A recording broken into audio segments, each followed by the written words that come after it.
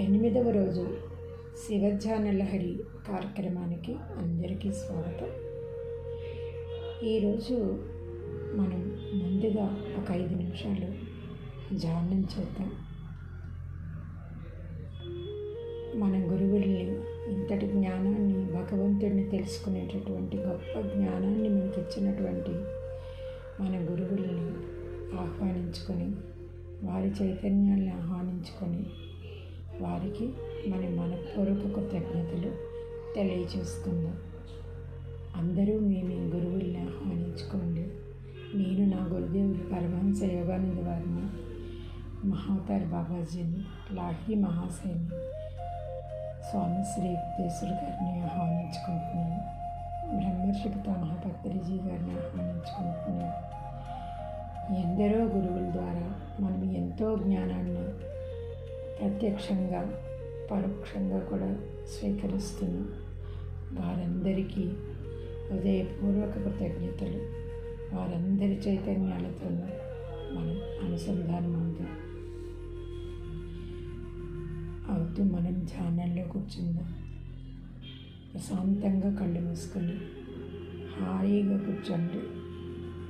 మనస్సు, శరీరం అన్నీ తేలిగ్గా, హాయిగా, సుఖంగా ఉన్నాయనే భావనతో కూర్చోండి.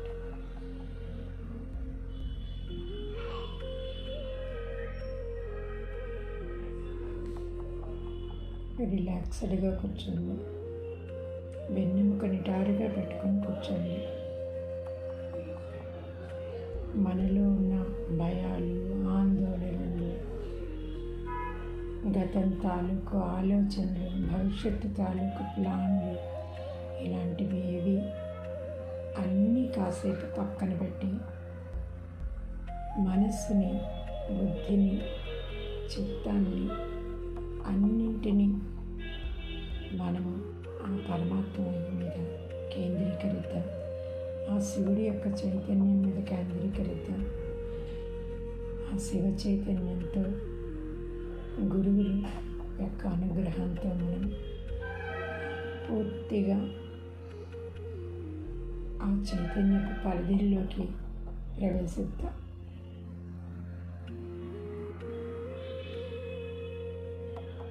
శ్వాస మీద దృష్టి పెట్టండి. శ్వాసని గమనించండి. బయటికి వెళ్తున్న శ్వాసని, లోపలికి వస్తున్న శ్వాసని గమనించండి. దాన్ని బలవంతాన్ని తీసుకోవద్దు. కేవలం దాని గమనాన్నే చూడండి. జాగ్రత్తగా అబ్జర్వ్ చేయండి.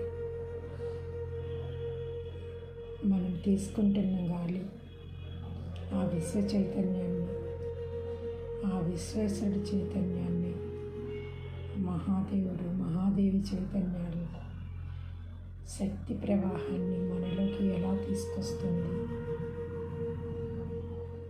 మనలో ఉన్న ప్రతి అణువు, ప్రతి కణం ఎలా చైతన్యవంతమవుతున్నాయి, దాన్ని గమనించండి.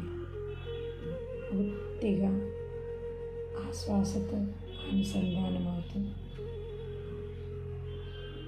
అది ఎక్కడికి వెళ్తుంది గమనిస్తూ, దాని ద్వారా మనం అందుకుంటున్న ఆ చైతన్య స్రవంతుల్ని మన శరీరంలో అనుభవించండి, మన హృదయంలో అనుభవించండి.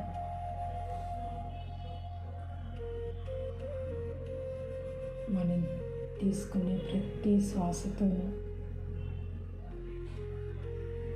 మహాదేవుడి చైతన్యం నిండి ఉంది. మనం వదిలే ప్రతి శ్వాస మనలోని అవసరం లేని గుణాలు, అనవసరమైనటువంటి ఆలోచనలు, మనం పేర్చుకున్న భయాలు,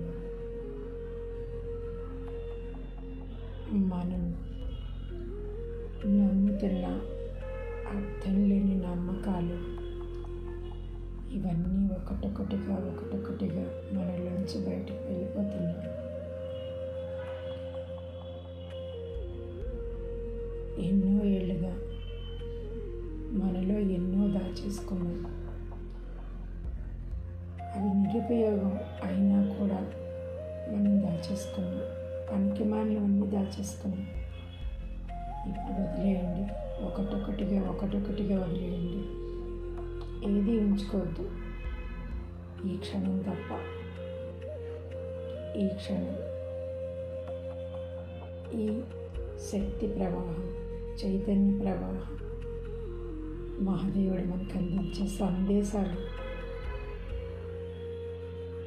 అవి తీసుకునేందుకు మనస్సుని, శరీరాన్ని, బుద్ధిని, చిత్తాన్ని, అహంకారాన్ని అన్నింటినీ శివమయం చేసి ప్రశాంతంగా కూర్చోండి. కదలేదు. నేను చెప్పే మాటలు వినిపిస్తే వినిపించుకోండి.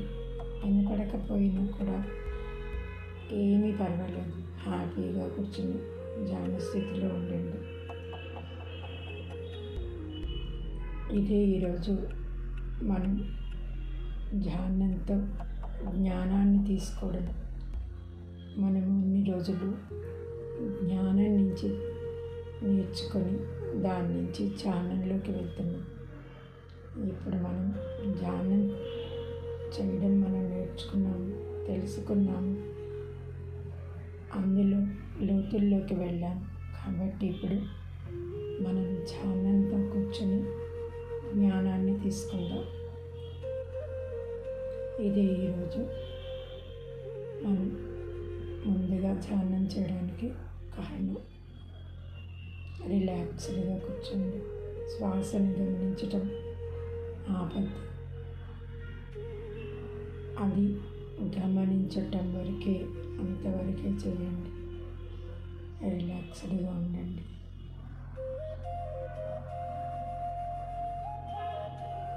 బ్రీత్ని అబ్జర్వ్ చేస్తూ ఉండండి. ఈ నిమిషంలో ఉండండి. ఎరుకతో ఉండండి.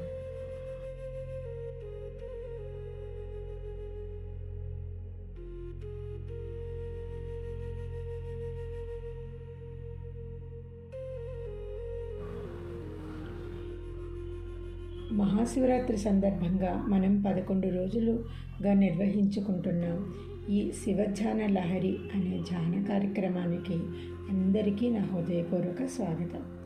ఈ ధ్యానంలో పాల్గొంటున్న అందరికీ ధన్యవాదాలు, నమస్కారాలు. ఈరోజు 8వ రోజు. శివానంద లహరిలోని 8వ శ్లోకంతో మనం ధ్యానం చేద్దాం. గత 7 రోజులుగా మనం ఆ మహాదేవుడి చైతన్యంతో, విశ్వ చైతన్యంతో మమేకం అవుతూ శివతత్వాన్ని అర్థం చేసుకుంటూ ఎంతో అద్భుతమైన ఆనందంతో ధ్యానం చేస్తున్నాం.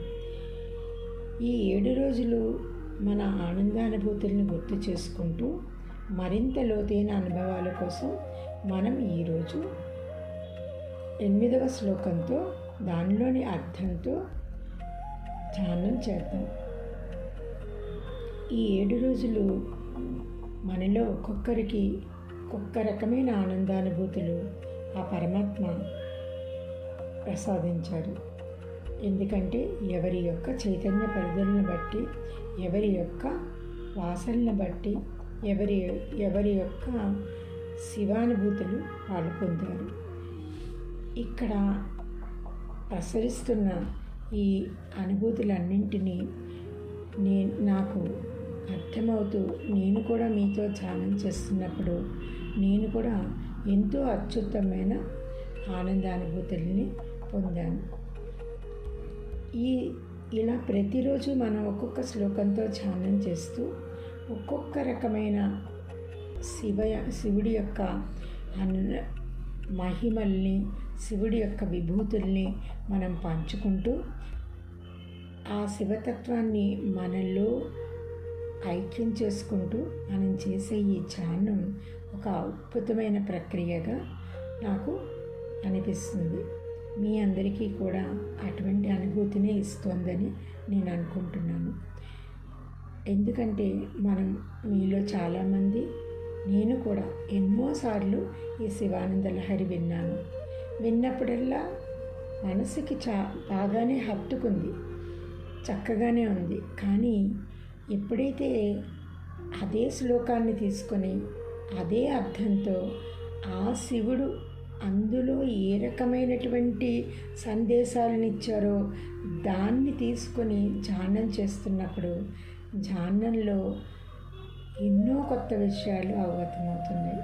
ఎంతో ఆనందానుభూతిని పొందగలుగుతున్నాం. ఇటువంటి ఈ ధ్యానం ఎంతో మనసుకి చాలా చక్కటి మధురానుభూతులను ఇస్తుంది.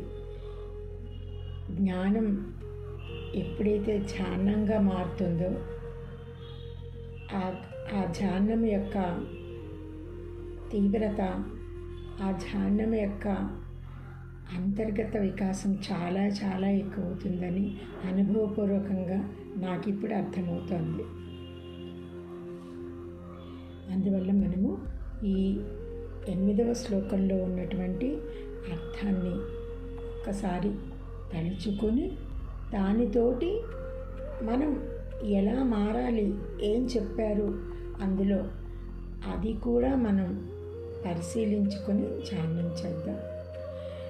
ఇప్పుడు ముందుగా నిన్నటి శ్లోకంలో మనం ఏం చెప్పుకున్నాం, దానివల్ల మనలో ఎటువంటి మానసిక శారీరక పరివర్తనలు కలిగాయి అనేది కూడా ఒక్కసారి పరిశీలించుకుందాం. నిన్న శ్లోకంలో మనకేం చెప్పారు, మన ఇంద్రియాలు 6 ఇంద్రియాలు ఏం చేస్తే తరిస్తాయో, ఏం చేస్తే భగవంతుడిచ్చిన 6 ఇంద్రియాలు సార్థకత అవుతాయో చెప్పారు. అవి ఏమి ఇంద్రియాలు చెప్పారు మనకి,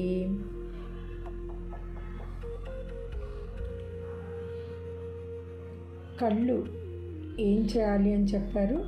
కళ్ళు భగవంతుడిని దర్శించడము, మంచి మంచి పుస్తకాలు చదవడము, చెడ్డ విషయాలు చూడకుండా వాటిని పట్టించుకోకుండా ఉండడము, అలాంటి ఆ కళ్ళని ఎప్పుడు కూడా చక్కటి ప్రకృతి దృశ్యాలను చూడడానికి, ఆ భగవంతుడిని చూడడానికి, చక్కటి పుస్తకాలు చదవడానికి, ఇలాంటి వాటికి ఉపయోగిస్తే ఆ కళ్ళు ఇచ్చినందుకు భగవంతుడికి మనం కృతజ్ఞతలు చెప్పుకున్నట్టు. ఇంకా ఇవి చెవులు ఎప్పుడు కూడా మంచి విషయాలు వినడం. ఎవరైనా చెడ్డ మాటలు మాట్లాడుకుంటూ ఉంటే వినద్దు, పక్కకి వెళ్ళిపోదాం. మంచి విషయాలు వినడము, భగవంతుడి గురించి తెలుసుకోవడము, వింటూ తెలుసుకోవడము, అన్యమైన మాటలు, చెడ్డ తలంపులతో మాట్లాడే వాళ్ళ మాటలు వినకుండా సజ్జన సాంగత్యంలో మంచి మంచి మాటలు వినడము, దీనికోసము చెవులు అనేవి మనకి ఇయ్యబడ్డాయి. అది గ్రహించుకొని వాటిని అలా ఉపయోగించుకోవాలి అని చెప్పారు. వాక్కు ఎంతో సున్నితంగా, చక్కగా, మృదువుగా ఎవరితోనైనా మనం మాట్లాడాలి. అలాగనే ఎవరైనా గట్టిగా మాట్లాడి మనని తక్కువ చేసో ఇన్సల్ట్ చేసో మాట్లాడుతున్నప్పుడు దానిని పట్టించుకోవద్దు. దాన్ని పట్టించుకుంటే అది ఎక్కడికి వెళ్తుంది, మనసుకు వెళ్తుంది. అందుకని ఆ మాటలు చెవులతో వినొద్దు. పక్క వాళ్ళు సున్నితంగా చక్కగా మనకి ఏదైనా చెప్తుంటే మనం ఆహ్లాదంగా విందాం, మనం దానికి చక్కగా సమాధానం ఇద్దాం. కానీ ఆ మాటలు చెడ్డ తలంపులున్న మాటలు మనం విని అవి మనసులోకి తీసుకోవద్దు, వాటిని గాల్లోనే వదిలేద్దాం. ఇది వాక్కు యొక్క వాక్క్షేత్రాన్ని మనం కాపాడుకోవడం. తర్వాత చేతులు. ఈ చేతులు ఎందుకు ఇచ్చారు మనకి? ముఖ్యంగా సేవా కార్యక్రమాల కోసం ఇచ్చారు. ఈ చేతులు సేవా కార్యక్రమాలకి మాత్రమే ఇచ్చారు. భగవంతుడి సేవ చేయొచ్చు, ఆప్తులకి సేవ చేయొచ్చు, అవసరమైన వాళ్ళకి సేవ చేయొచ్చు. సేవాభావం కోసం ఇవ్వబడిన చేతుల్ని తన్నడానికో కొట్టడానికో హింసించటానికో ఉపయోగించకూడదు. ఇది ఈ విషయాన్ని తెలియచేశారు. తర్వాత ఇంకేమిటి, బుద్ధి. అన్నింటికంటే మనని ఎక్కువ పెడదావుని పట్టించేదే బుద్ధి. మనకి మంచి పని చెయ్యాలనున్నా అది ఎక్కడికో గతంలోకి తవ్వుకుంటూ వెళ్ళిపోయి ఏవేవో విషయాలన్నీ బయటికి తీసుకుని వచ్చి మనని చెడ్డ మాటలు మాట్లాడేలా చేస్తుంది. మళ్ళీ మనం మాట్లాడితే ఊరుకుంటారా? చెడ్డ మాటలు వినేలా చేస్తుంది. సరే, ఆ వాగ్వాదం పెరిగిన తర్వాత చేతులు ఊరుకుంటాయా? వాళ్ళని మనం తంతాం, వాళ్ళు మనని తంతారు. అలా జరుగుతుంది. కళ్ళు ఊరుకుంటాయా? అవి ఏడుస్తాయి. చూసారా, బుద్ధి అన్నింటికీ లింకే. కాబట్టి ఆ బుద్ధి ఒక్కటే సరిగ్గా ఉంటే మిగతావి చాలా వరకు సరిగ్గానే ఉంటాయి అన్నమాట. ఇది ఈ 6 ఇంద్రియాలని కరెక్ట్గా పెట్టుకోమన్నారు. తర్వాత మన కాళ్ళు ఉంటాయి కదా, ఆ కాళ్ళు కూడా ఎప్పుడూ ధర్మం వైపు నడవాలి. అధర్మం వైపు ఎప్పుడూ నడవకూడదు. ధర్మం కోసం ఎవరైనా 10 మంది కలిసి ఏదైనా ఒక పని చేస్తున్నప్పుడు ఆ వైపుగా ఈ కాళ్ళు నడుచుకుంటూ వెళ్ళాలి. అలాగనే అధర్మం వైపు 10 మంది ఎవరైనా గొడవలు పెట్టుకుంటూ ఉంటే ఆ వైపు నడవద్దు. ఇవి మనకి శంకరులు చెప్పినటువంటి విషయాలు. సో మనం ఇవన్నీ అర్థం చేసుకొని మన భౌతిక జీవితంలో ఎప్పుడైతే స్వచ్ఛతతో ఉంటామో అప్పుడు మానసికంగా ఉన్నటువంటి మన లోపల కూడా ఆత్మ కూడా ఉన్నతిని పొందుతూ ఉంటుంది. ఇది మనం అర్థం చేసుకుని చక్కగా నిన్న ధ్యానం చేశాం. ఆ ధ్యానంలో ఎంతో గొప్ప స్థితిలో మనకి అనుభవాలు వచ్చాయి. ఈ రోజుని మనం మరొక రకమైన మరింత లోతైనటువంటి శ్లోకం తీసుకొని అర్థం చెప్పుకుంటూ ధ్యానం చేద్దాం. దానికంటే ముందు మనము చక్కగా రిలాక్స్గా ప్రశాంతంగా కూర్చుని ధ్యాన స్థితిలోకి వెళ్దాం. 8వ శ్లోకం చదువుకుందాం. యదా బుద్ధి సుప్తౌ రజతమితి కాచాస్మని మణిః జలే పైష్ణం క్షీరం భవతి మృగతృష్ణాసు సలిలం తదా దేవ భ్రాంత్యాం భజతి భవదస్యం జడజనో మహాదేవే సంత్వాం మనసి చ నమత్వాం పశుపతే. ఇప్పుడు క్లుప్తంగా దీని అర్థాన్ని చెప్పుకుందాం మనం. శంకరాచార్యులు వారు చెప్తున్నారన్నమాట. ఏమని, మహాదేవ, నువ్వు పశుపతివి, అంటే మాలాంటి అజ్ఞానులందరినీ పరిపాలించేటటువంటి ప్రభువి. అయినా కూడా మందబుద్ధిగా ఉన్నటువంటి నరులం కాబట్టి మేము ఎప్పుడు భ్రాంతుల్లోనే ఉంటాము. ఏవో ముత్యం చెప్పని చూసేసి అదే వెండి అనుకుంటాము, గాజు పూసను చూసి మణి అనుకుంటాము, పిండి కలిపిన నీటిని చూసి పాలు అనుకుంటాము, ఎండమావులను చూసి నీరు అనుకుంటాము. ఇలా భ్రాంతిలో బతుకుతూ ఉంటాము. బుద్ధినందు ఒక భ్రాంతి కలిగి ఉంటాము. మహాదేవుడివి నువ్వు, నిన్ను మనసులో తలుచుకుంటే అన్నీ ఇవ్వగలిగే సమర్థుడివి కదా నువ్వు. కానీ మేము చిన్న చిన్న బాబాలు లాంటి వాళ్ళకో, దేవుళ్ళు లాంటి వాళ్ళ దగ్గరకో, ఇంటి దగ్గర ఉన్నటువంటి ఏవో మా మంత్రాలు చెప్తామనే వాళ్ళ దగ్గరకో అలా ఎక్కడంటే అక్కడికి వెళ్తూ ఉంటాము.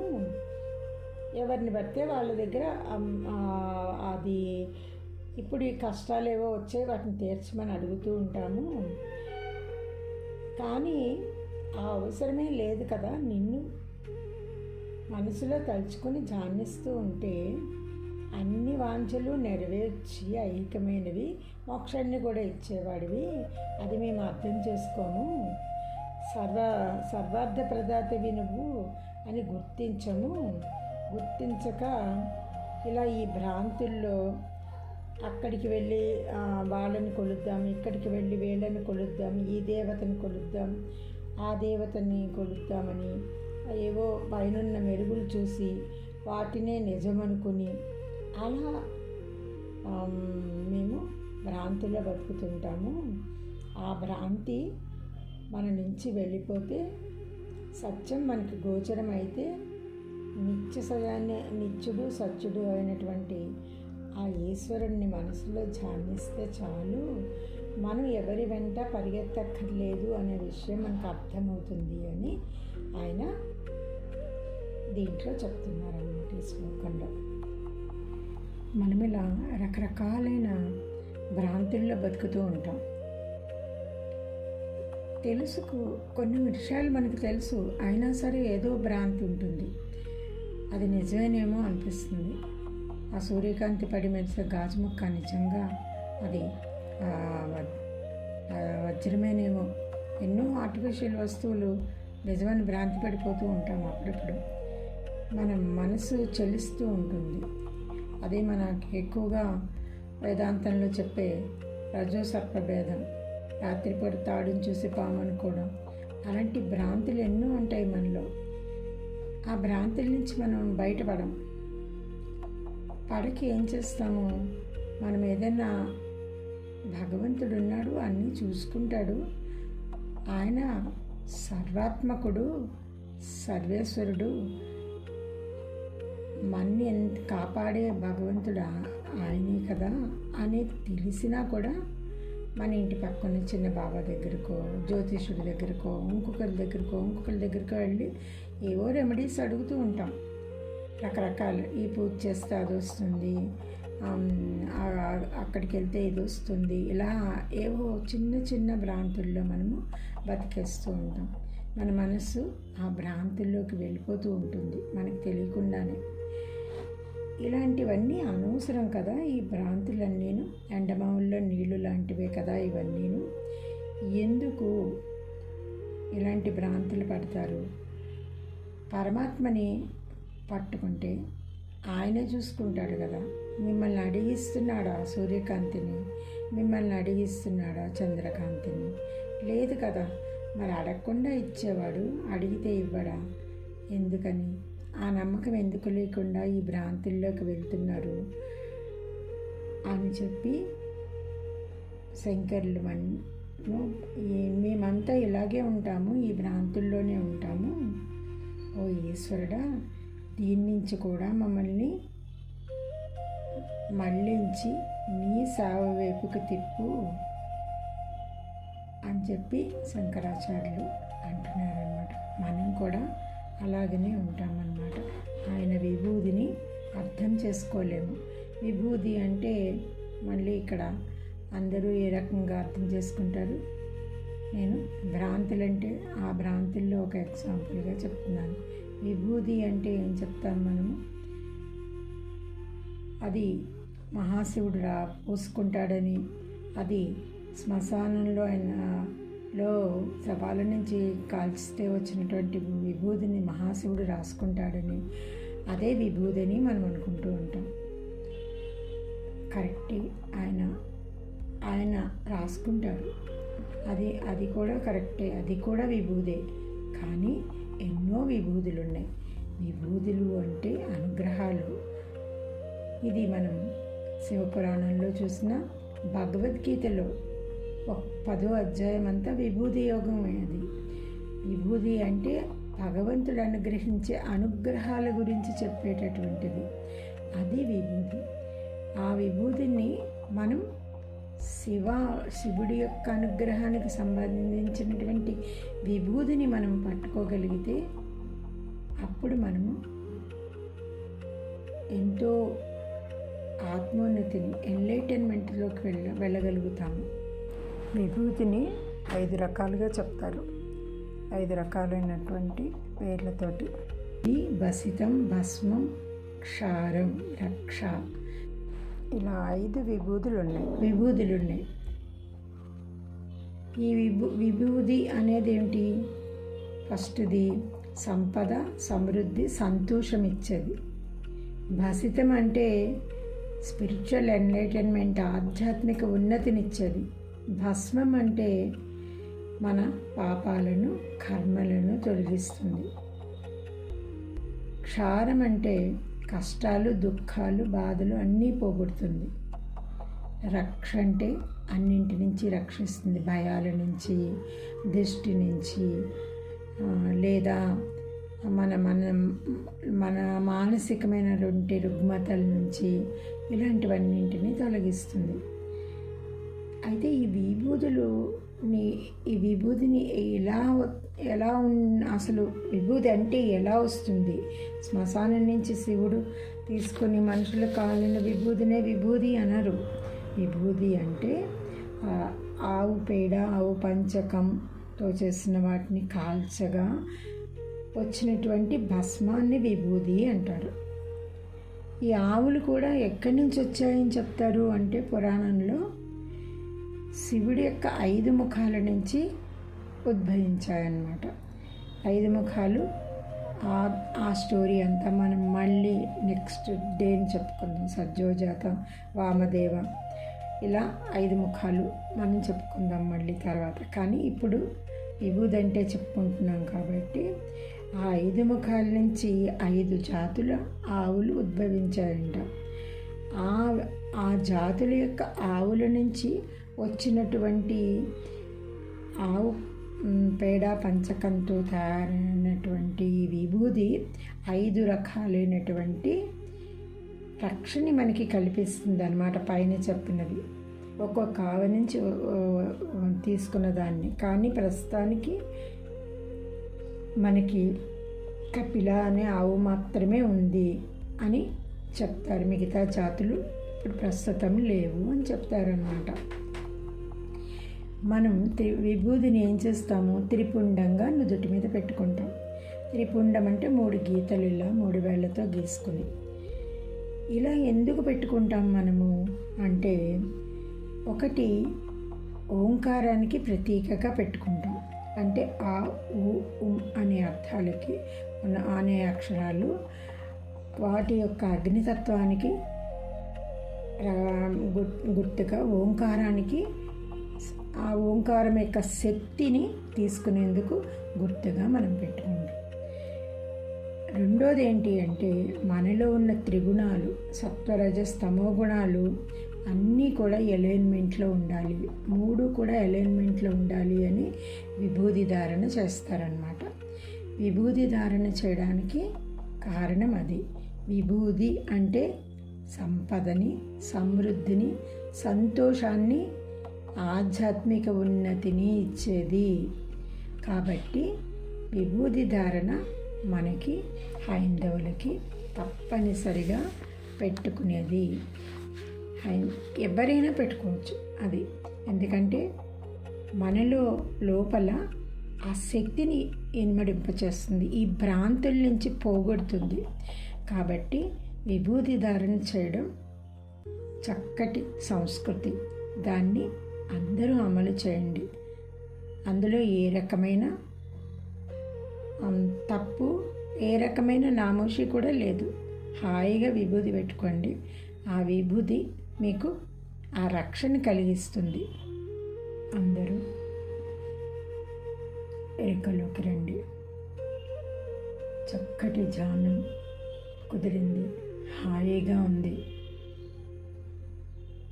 ఏదో భారాన్ని, మనసులోంచి భ్రమలని అన్నింటినీ తీసేసినట్టుగా ఉంది.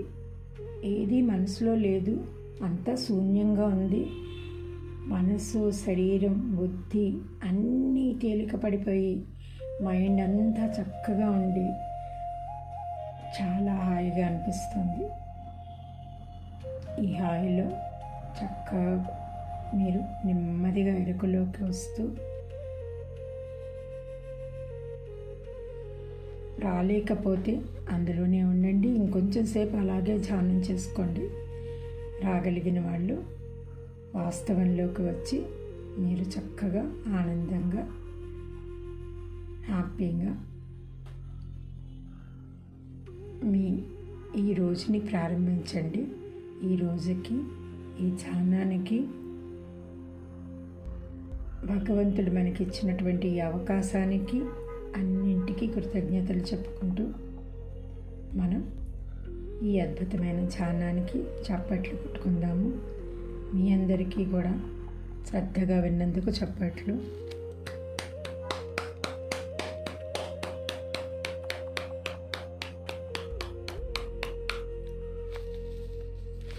ఓం నమః శివాయ. సర్వే జనా సుఖినో భవంతు. ఈ ధ్యానం ఎంతో ప్రశాంతతని, ఆనందాన్ని, సంతోషాన్ని ఇచ్చింది అని మీరు భావిస్తే ఒక లైక్ చేయండి, దీన్ని 10 మందికి తీసుకెళ్ళండి, షేర్ చేయండి, కామెంట్ చేయండి, సబ్స్క్రైబ్ చేయండి. Thank you very much.